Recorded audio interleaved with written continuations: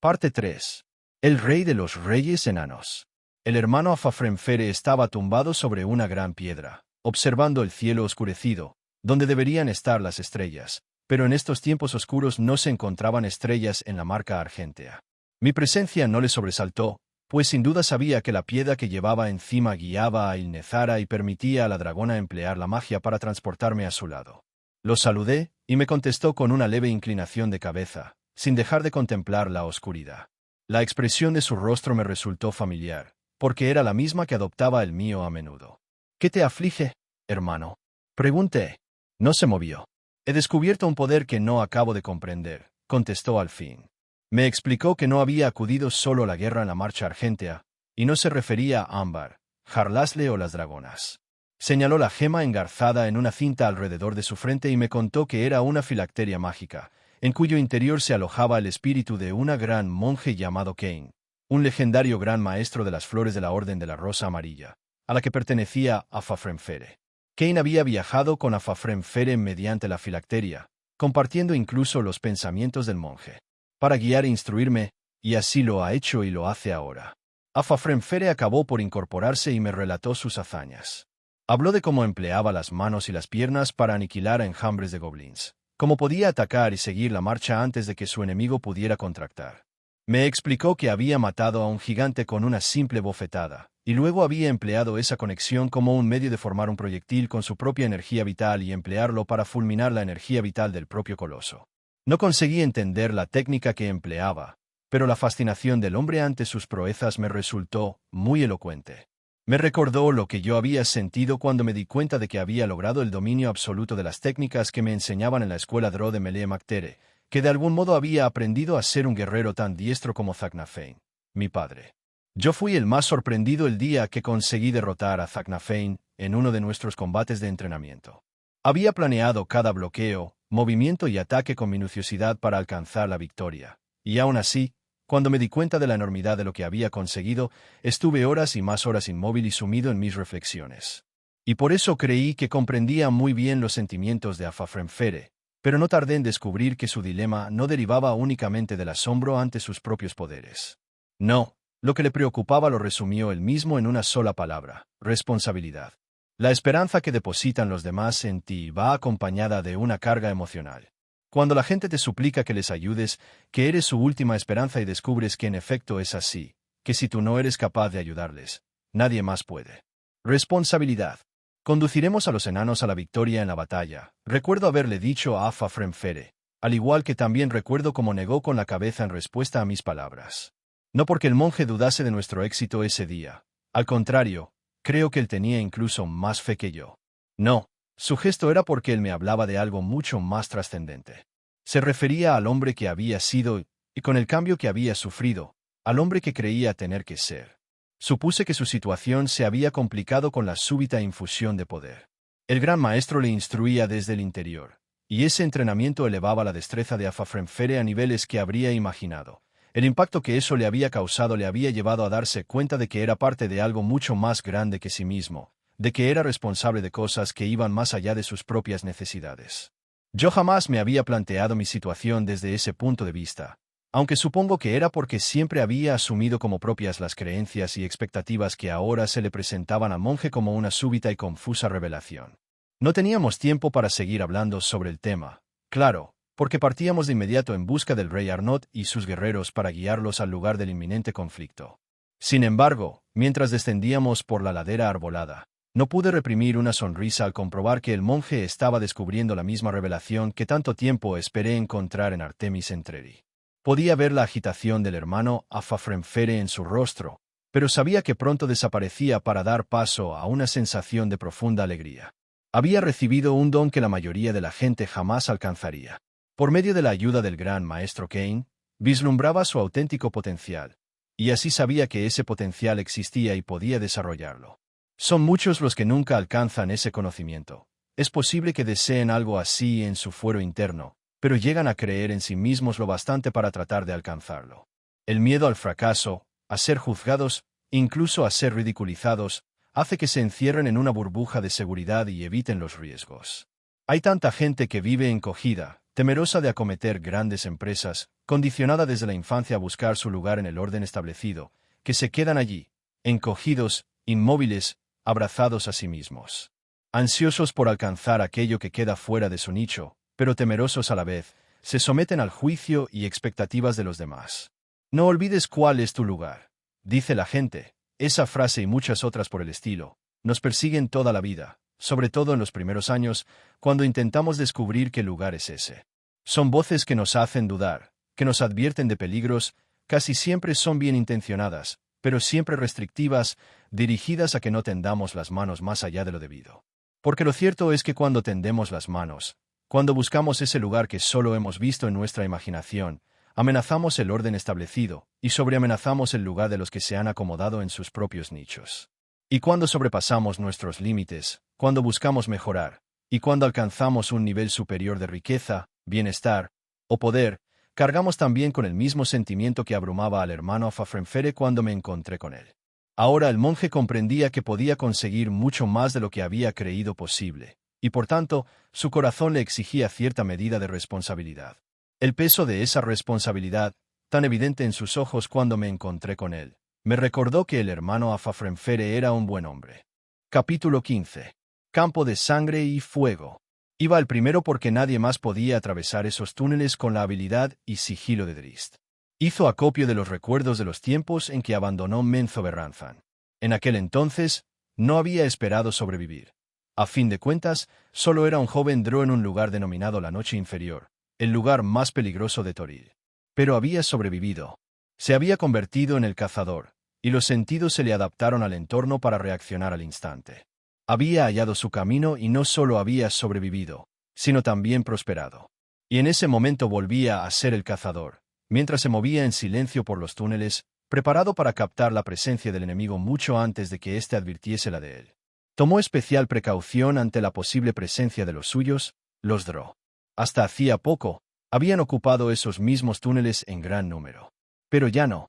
Al parecer, Jarlasle estaba en lo cierto cuando decía que Menzoberranzan había abandonado la causa de los orcos, lo que hizo concebir esperanzas a Drist.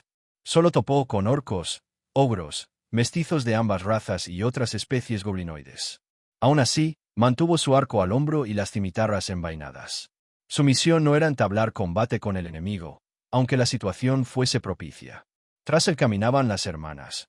Habían adoptado su apariencia de elfas y formaban la segunda línea de la expedición que abandonaba la ciudadela Advar. Cuando Drist encontraba enemigos, se hacía a un lado y aguardaba junto a Bruenor y los demás a que Tazmikella y Nezara se ocuparan de los monstruos. Ninguno podía escapar para dar la alarma. Y el cazador se ponía en marcha de nuevo, recorriendo los túneles meridionales por delante del resto, señalizando la presencia del enemigo para que las hermanas dragonas se encargasen de él. 1000 soldados enanos les seguían, aseguraban el terreno ganado, y establecían puestos de vigilancia y defensa. Sinn Féin y sus elfos se hallaban en la superficie, en el territorio circundante a la ciudadela Advar, listos para acabar con cualquier orco que se acercase. Los elfos los perseguirían hasta dispersarlos. No iban a permitir que asediasen de nuevo Advar. El rey Arnott se había quedado en la ciudadela Advar, a petición del rey Bruenor y Oreteo Espiques. El rey poseído no contaba con la presencia de ánimo suficiente para emprender el viaje. Todos los oficiales en Advar consideraban a Arnott un dirigente sin autoridad real, pero conservaban la esperanza, suplicando a sus dioses, de que el hijo de Arbrom y hermano de Brom recuperaría el equilibrio mental y sus capacidades cuando comenzaran a volverse las tornas de la guerra. Con ese propósito, al rey Arnott le aguardaba su propio viaje, junto al grueso de las fuerzas de Advar y los elfos, y con suficientes oficiales a su alrededor para apoyarlo durante la expedición. Estamos a más de medio camino de Felvar, les comentó Oreteo, quien encabezaba a los 800 guerreros de la ciudadela Advar en la expedición por la Antípoda Oscura, a Bruenor y Drist, durante una parada que hicieron mientras las hermanas dragonas se ocupaban de un nido de orcos. Oreteo conocía esa ruta a la perfección y había sido él precisamente quien había conducido la última expedición que acudió a la corte del rey Emerus y luego retornó a Advar. Y a partir de ahora el camino es más amplio y recto. Entonces lo más probable es que pasen varios días hasta que volvamos a topamos con el siguiente nido de orcos, comentó Drist. Los combates, o más bien las matanzas de las dragonas, habían sido frecuentes en las zonas de los túneles próximas a Advar. El número de puestos enemigos se iba reduciendo conforme se alejaban de la ciudadela, tal y como habían anticipado los enanos. La ciudadela Advar había estado cercada bajo tierra por los esbirros de muchas flechas, y preveían que lo mismo ocurriría con la ciudadela Felbás. Cierto, y quiero que le digas una cosa a esas dos hermanas. Elfo, repuso Oreteo Espiques, mientras Bruenor asentía con vigor, sabedor de lo que iba a decir el otro. Cuando estemos tan cerca de Felvar que podamos oler a los enanos que hay dentro, que no se queden toda la diversión para ellas. Mis chicos y yo llevamos idea de reventar unas cuantas cabezas orcas. Tenemos todo un duro invierno del que desquitarnos. Las palabras del enano salvaje fueron recibidas con hurras y vítores, a los que se unió Bruenor como el que más. Drist intercambió miradas con Catibrie y los dos acabaron por unirse al clamor. Estaban preparados para el combate. Más que preparados. La batalla de la colina, le dijo Ravel a un colérico señor de la guerra Artusk unos días después de que Alena Lanzafulgente y sus jinetes hubiesen arrasado el campamento orco al norte de Luna Plateada. El mago Drow se limitaba a transmitir las noticias del emisario orco que acababa de llegar. Artusk se levantó del trono y comenzó a dar vueltas alrededor del emisario y el Drow. No le quitaba ojo al mago. «Calma, señor de la guerra», comentó Saribel. La sacerdotisa, al igual que el mago, era consciente de la rabia asesina del orco. «Nos acosan como mosquitos y no hacemos nada», gruñó Artusk. «Tiago ha partido en busca de Arautator», le recordó Ravel. «Estamos a mediados de Mirtul. Ya tendríamos que estar en marcha», clamó Artusk. Se irguió tensando la poderosa musculatura. Iba vestido con la fabulosa armadura del rey Obould y llevaba la gran espada sujeta en diagonal a la espalda, con la ornamentada empuñadura asomándole por encima del hombro derecho. Ravel tuvo que admitir que era una bestia impresionante. «¿Cuántos?», preguntó Artusk, y por un momento no se supo si se dirigía a Ravel o al emisario orco. Finalmente posó la mirada en este último. «50 muertos», replicó con voz temblorosa el aludido. «No hablo de los nuestros», chilló Artusk. «¿Cuántos nos atacaron en esta batalla?». «La batalla de la colina», clarificó el emisario. Ese era el nombre que sus enemigos daban a lo sucedido sobre la colina al norte de Luna Plateada. Un nombre que convertía en una batalla honorable lo que en realidad había sido una matanza al amparo de la noche contra un campamento indefenso. Era un nombre que desagradaba a Artusk. Desenvainó la espada con tanta rapidez que la hoja soltó chispas a causa del roce. La espada trazó un arco descendente que hendió al orco emisario desde el hombro hasta la cadera. Un siglo atrás, la misma espada formidable, la espada del rey Obould, había partido en dos a Taratiel de los elfos ante la mirada aterrorizada de Drist e Innovindil. «No esperaré más», rugió Artusk, y los orcos presentes en la estancia comenzaron a gritar entusiasmados y saltaban de un lado para otro. «Ya hemos esperado demasiado. El deshielo ha terminado y Everlund nos espera. Marchamos hoy mismo». El clamor y los bailes enloquecidos de los orcos fueron a más. Ravel dirigió una mirada preocupada a Saribel. Habían abordado la posibilidad de que ocurriera algo así con Tiago antes de que Ravel lo teletransportara a la columna del mundo para hablar con Arautator, y con suerte, convencerlo de que se sumase de nuevo a su causa. Ya no contaban con el apoyo de Menzo Berranzan. El contingente Drow de Kusor Larrin era demasiado reducido para ejercer algún tipo de influencia sobre el señor de la guerra Artusk. Por mucho que intentasen embaucar al no muy inteligente y brutal orco, al final sus instintos tendrían la última palabra. «Que vengan mis comandantes», ordenó a los orcos presentes. «Al patio de armas, ya mismo». Abandonó el salón a toda prisa, seguido por los orcos. «¿Qué vamos a hacer?», preguntó Saribel a su hermano. Ravel se encogió de hombros, como si el asunto no tuviera demasiada importancia. «Supongo que asistiremos al saqueo de Everlund. Tiago y los dragones aún no han vuelto». Ravel se dirigió hacia la puerta que daba al mismo balcón donde Tiago había decapitado al rey Yelmo de Fuego de Sundavar. «¿Has visto esto?», preguntó, e invitó a su hermana a salir al balcón con él. Hasta donde alcanzaba la vista, ardían miles de hogueras alrededor de la ciudad en ruinas, conocida ahora por el nombre de Fortaleza Artusk. «¿100.000?», aventuró, y se respondió él mismo. «Más cerca de los 200.000, diría yo. Por no hablar de los cientos de gigantes que siguen a nuestro lado. Y los miles de ogros. ¿Crees que Everlund podrá resistir ante una fuerza así? Hay 8 guerreros por cada hombre, mujer y niño de esa ciudad. Artusk lo arrasará todo. Pero reparte sus fuerzas en demasiados frentes», arguyó Saribel. «Luna Plateada. ¿Y qué nos puede importar?», la atajó Ravel con brusquedad. Se acercó a ella y le pasó un brazo por encima del hombro. El movimiento irritó a la sacerdotisa, que incluso gruñó. ¿Por qué varón se atrevía a poner la mano encima a una sacerdotisa sin permiso? Pero Saribel se calmó al escuchar las palabras de su hermano. Mi querida hermana, suma sacerdotisa y futura madre matrona de la casa Dourden, disfrutemos del pillaje de Everlund. Hallaremos tesoros con los que calmar a Arautator, y también al archimago Gromp y la madre matrona.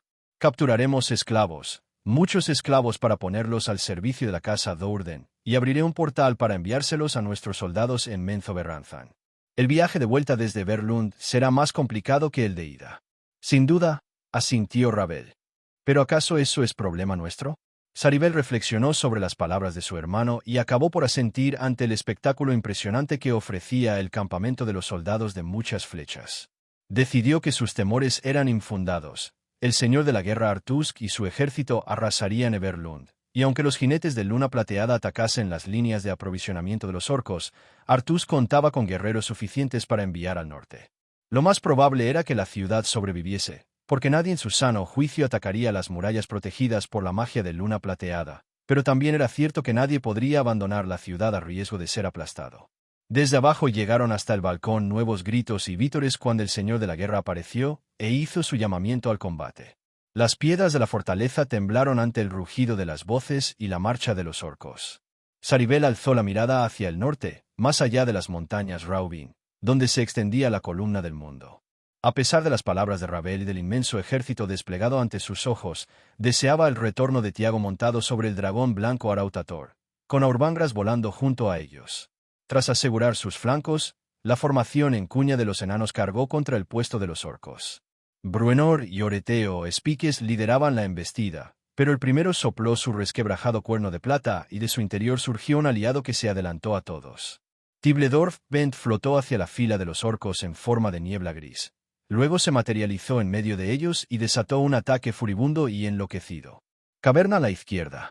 Alertó Bruenor justo antes de que la primera línea de los enanos chocase contra el muro de escudos de los orcos. Nada más oír la advertencia, la mitad izquierda trasera de la cuña se desgajó del resto y adoptó su propia formación antes de cargar hacia la caverna lateral. Ese espacio estaba lleno de arqueros orcos, que esperaban sorprender la retaguardia de los enanos. Era una buena maniobra defensiva, pero Drist había explorado muy bien la zona, y había descubierto esa caverna secundaria. Por ello, los enanos habían practicado una variación de su formación en cuña clásica, la separación de una cuña secundaria e independiente. Y lo que era aún peor para los orcos, los cientos de enanos de esta segunda formación pertenecían todos a la afamada brigada rompebuches de Mithril Hall, con Bungalow Tump al frente. Bruenor contaba con un centenar de sus enanos de Mithril Hall alrededor. Sin embargo, no lograba quitarse de encima la sensación de estar expuesto. No contaba con sus compañeros, ni Drist, ni Catibrie, ni Wulfgar, ni siquiera Regis. Unió su escudo al de Oreteo Espiques y se agachó con el hombro por delante, listo para encajar el contraataque de los orcos. Pero la disciplinada cuña de los enanos dispersó a los orcos igual que la proa de un barco se abre paso en el agua. Y a continuación llegaron los enanos salvajes, corriendo hacia la segunda fila de los enanos, quienes se agacharon con las manos listas para impulsar a los guerreros a superar tanto la primera línea de escudos de los enanos, como la de los orcos. En cuanto catapultaron a los enanos voladores, Bruenor y Oreteo separaron los escudos y cargaron hacia el enemigo. Ellos dos formaban la punta de la cuña y embestían empujados por las filas que iban tras ellos, mientras los orcos en la retaguardia se las tenían que ver con los enanos salvajes y el espectro de Tibledorf Bent. Había tantos orcos como enanos en esas dos cuevas, pero la disciplina de combate de los enanos era muy superior a la de los monstruos. Cuando los orcos conseguían abrir una brecha en las líneas de sus contrincantes, los enanos colocaban los escudos de inmediato para cerrar esa vía, pero cuando eran los orcos los que sufrían igual suerte, entonces estos se limitaban a huir en desbandada. La maniobra se repetía una y otra vez, y la ventaja era para los enanos que iban ganando terreno. La sangre goteaba tanto del filo del hacha como de la nariz de Bruenor. Se la había partido el propio Oreteo con el escudo, cuando se había visto obligado a girar bruscamente ante la acometida de un orco. Las botas de Bruenor patinaban sobre la sangre que cubría el suelo, sangre tanto de orcos como de enanos. Las filas avanzaban y retrocedían por ambos lados. Los enanos que caían heridos se arrastraban tras sus compañeros, que enseguida levantaban un muro de escudos para protegerlos. Los orcos que caían, sin embargo, seguían arrastrándose, e intentaban morder las piernas de los detestados enanos. ¡Ah, perro! rugió Bruenor, estampando su escudo contra el rostro de un orco, para luego retroceder y sajarle el pecho de hombro a hombro con el hacha. La lluvia de sangre salpicó el rostro del enano, que ni siquiera la notó. Bruenor estaba pasando a un diferente estado mental. Oía los susurros de Dumatoin. Sentía el orgullo de Moradin. La fuerza de Clanhedin le hinchaba los músculos.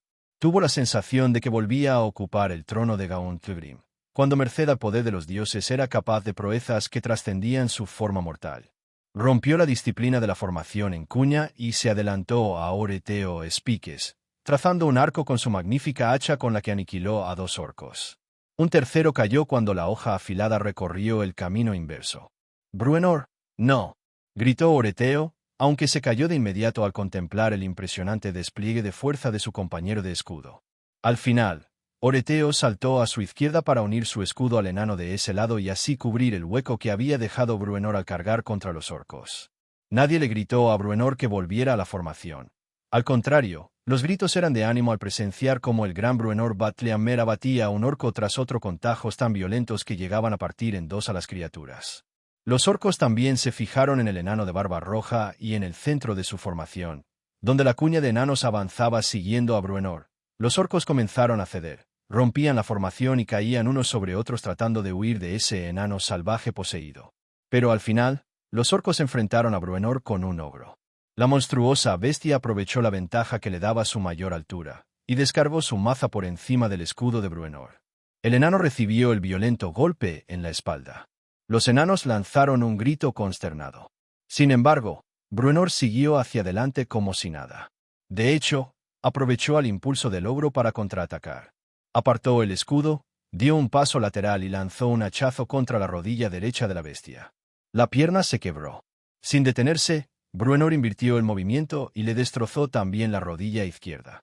Liberó el hacha de un tirón y atacó una tercera vez. Clavó la hoja en el costado izquierdo de su enemigo, tras lo que se volvió en redondo y hundió el arma en el otro costado del ogro. La bestia se desplomaba sin remedio y encajó el siguiente hachazo en el pecho, y aún otro más que le amputó el brazo derecho a la altura del hombro. Bruenor alzó el hacha con ambas manos y saltó con todas sus fuerzas. Y cuando la bajó, partió la cabeza del ogro en 2. El enano avanzó en cuanto tocó suelo, golpeó a la criatura muerta en el pecho con el escudo y la envió volando. Entonces, Bruenor dio un gran salto que lo llevó sobre el ogro.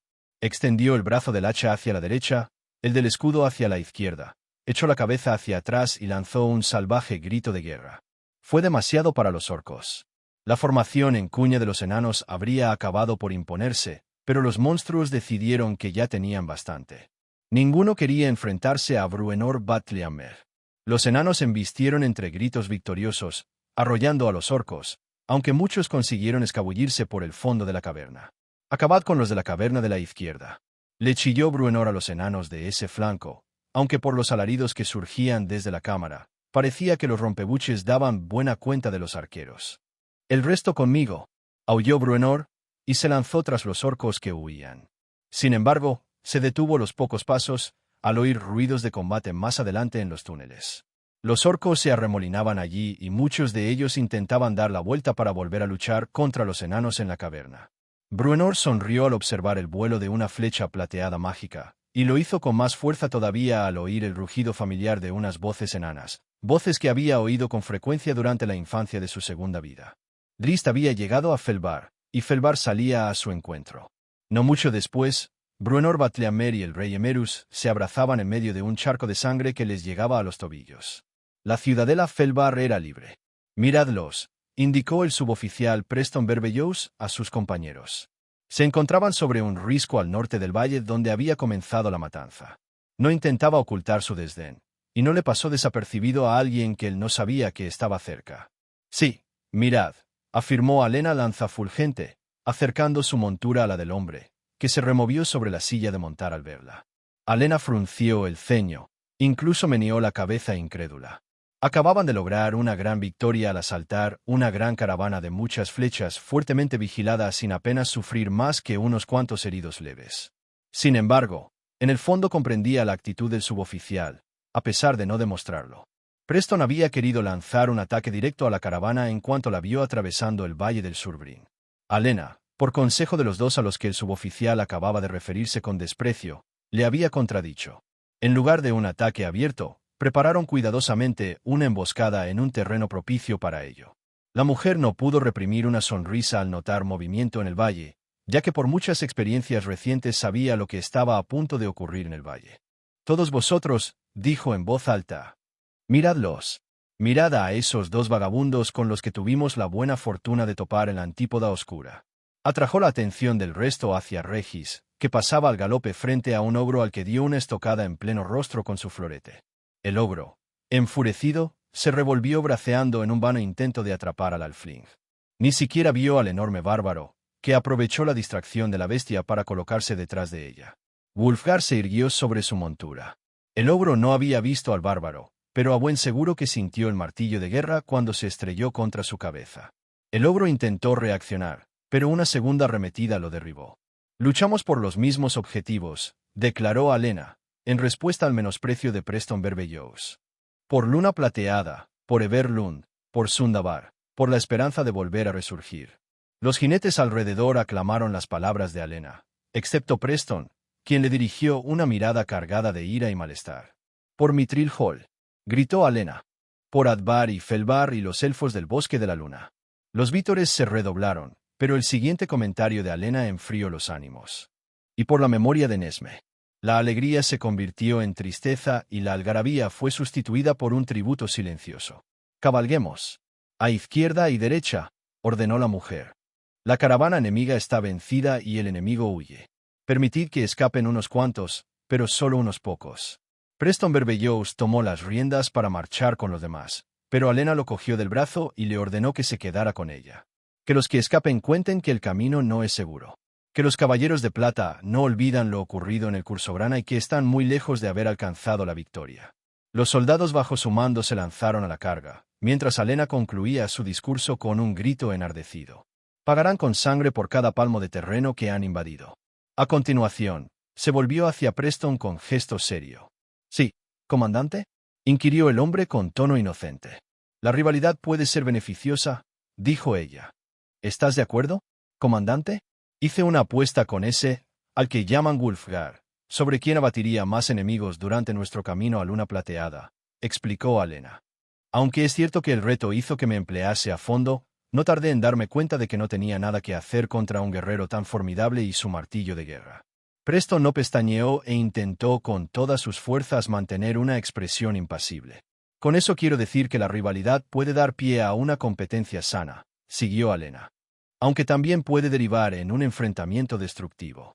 Eres un magnífico jinete, un magnífico caballero y posees gran destreza con tu espada. ¿Crees que puedes rivalizar con él? Comandante, yo.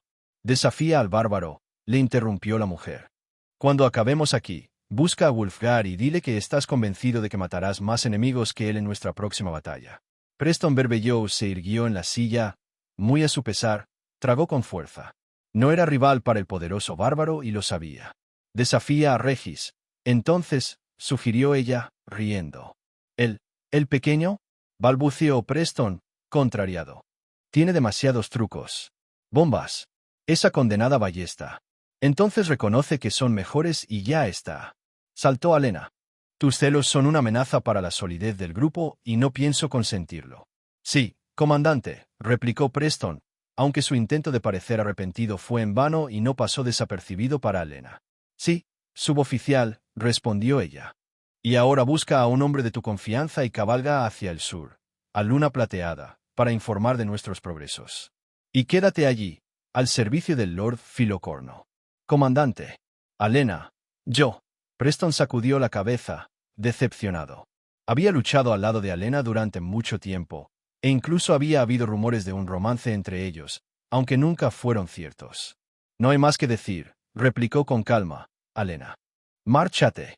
Preston suspiró con pesar, y se alejó con su caballo al trote y luego al galope hasta perderse de vista. Alena comprendía los motivos del malestar de su compañero. Preston Verbeejows nunca había desmentido los falsos rumores sobre el romance y aunque Alena siempre lo había considerado un camarada y un amigo, era evidente que los sentimientos de Preston eran otros. Volvió su atención al valle, donde distinguió a Wulfgar y Regis cabalgando juntos, comentando la reciente batalla entre carcajadas. «Sí», Lo que sentía por el bárbaro era obvio y también lo era para los demás cuando la veían mirando a Wulfgar. La idea la hizo reír por lo bajo y se sorprendió al advertir que sus sentimientos eran los de una joven entusiasmada ante la inminencia de un amor correspondido. Arreó el caballo y se dirigió al trote al encuentro de Regis y Wulfgar. Los dos compañeros habían preparado la emboscada con minuciosidad, con detalles como pintar las flechas para que reluciesen a la escasa luz diurna y amedrentasen a los orcos de la caravana mientras caían sobre ellos. Alcanzó a los dos amigos en el valle. Habían desmontado al lado de un gran peñasco bajo el risco. Regis pintaba algo sobre la enorme piedra. Al ver a Alena, se echó hacia atrás y abrió los brazos para mostrar su obra al comandante caballero. La batalla de las flechas de plata. 18 de Mirtul, 1485 dr. Nuestra mayor victoria hasta el momento, repuso ella. Vayamos a celebrarlo, sugirió Wulfgar, y tanto el tono como la mirada que dirigió a Alena revelaron a esta sus auténticas intenciones. La comandante sintió un aleteo en el pecho. Regis también captó lo que sucedía entre los otros dos, porque suspiró para disculparse diciendo que tenía que cocer unas pociones. Montó en su pony y se marchó. Alena estaba casi segura de lo que Wulfgar tenía previsto celebrar, y aunque no fuera así, ya se encargaría ella de sugerir el motivo adecuado.